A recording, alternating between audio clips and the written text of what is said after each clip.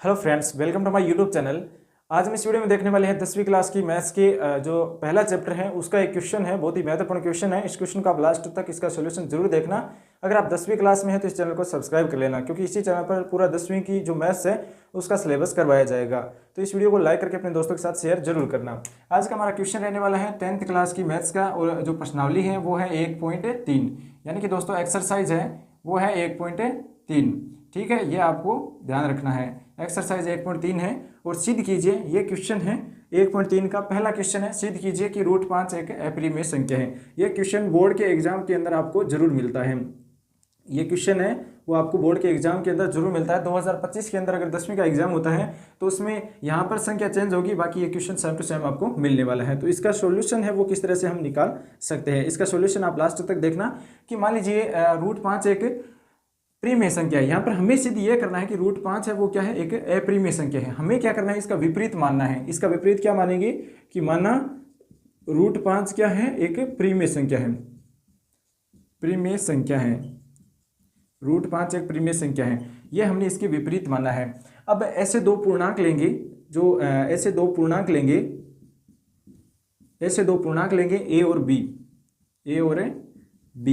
ऐसे दो हमने पूर्णांक लिए हैं। इन जो पूर्णांक है प्रीमेय संख्या के अंदर आपने देखा होगा कि P/Q के रूप में होता है, P/Q के रूप में, और Q बराबर क्या होना, जो 0 नहीं होना चाहिए। तो यहाँ पर क्या करेंगे हम, B बराबर है वो 0 नहीं होना है, बाकी ये दोनों क्या है, पूर्णांक संख्या है।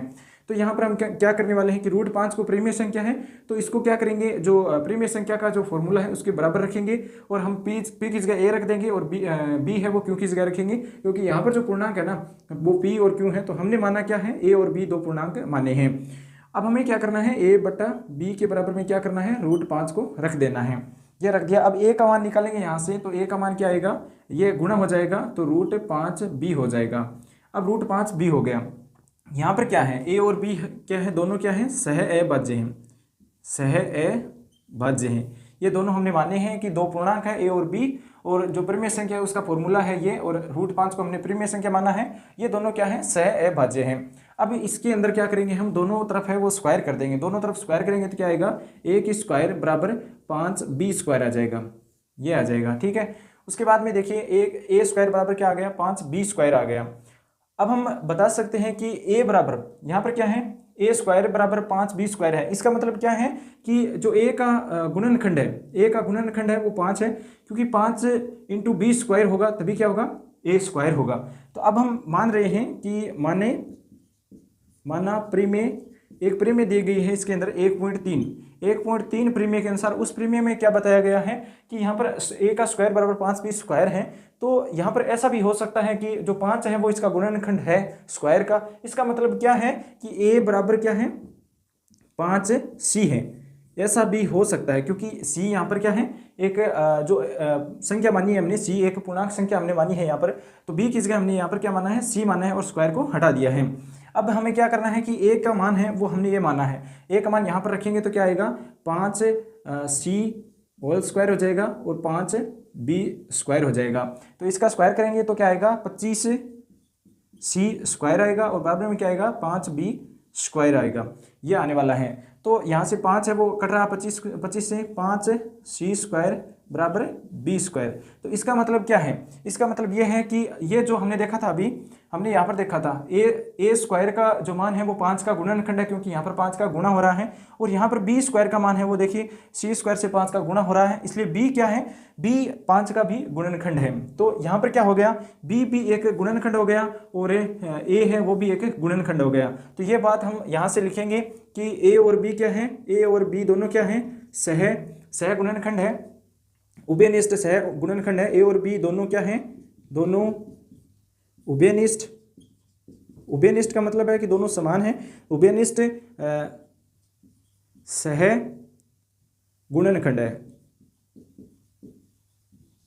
सह गुणनखंड है, क्योंकि ये दोनों हैं वो 5 से डिवाइड हो रहे हैं। ये भी a स्क्वायर भी 5 से हो रहा है और b स्क्वायर भी 5 से डिवाइड हो रहा है, क्योंकि ये गुणनखंड है इसका 5। एक तो गुणनखंड होगा ही, b स्क्वायर बराबर मान लीजिए 5c स्क्वायर है। इसका मतलब क्या है कि 5 से b स्क्वायर है वो गुणनखंड है। इसका अगर c का मान निकालेंगे हम ना तो b स्क्वायर बराबर 5 आ जाएगा। इसका मतलब क्या है कि b का गुणनखंड हो रहा है, इसमें एक संख्या 5 भी शामिल है। तो ये आपको ध्यान रखना है। यहाँ से ये संख्या हमें प्राप्त होती है, दोनों जो गुणनखंड है वो हमें प्राप्त होते हैं। इसका मतलब क्या हुआ, इसका मतलब यह हुआ कि हमने तो ये माना था कि a और b दोनों क्या है, एक पूर्णांक संख्या है, और इसका मतलब क्या है, एक का ही हमने गुणनखंड माना था, क्योंकि जो √5 है इसका अगर परिमेय संख्या मानते हैं तो ये एक क्या है, एक दोनों संख्याओं का गुणनखंड माना है, क्योंकि एक को किसी भी संख्या से गुणा करवाते हैं तो उसका गुणनखंड एक ही आता है। तो इस तरह से हम बता सकते हैं कि जो √5 है वो एक परिमेय संख्या तो है, लेकिन यहाँ पर 5 क्या है, 5 एक दोनों का एक उभयनिष्ठ गुणनखंड है। उभयनिष्ठ गुणनखंड है, इसलिए हमने तो ये एक ही माना था दोनों का गुणनखंड, लेकिन यहाँ पर क्या आ रहा है, 5 भी क्या आ रहा है, एक गुणनखंड आ रहा है, गुणनखंड आ रहा है,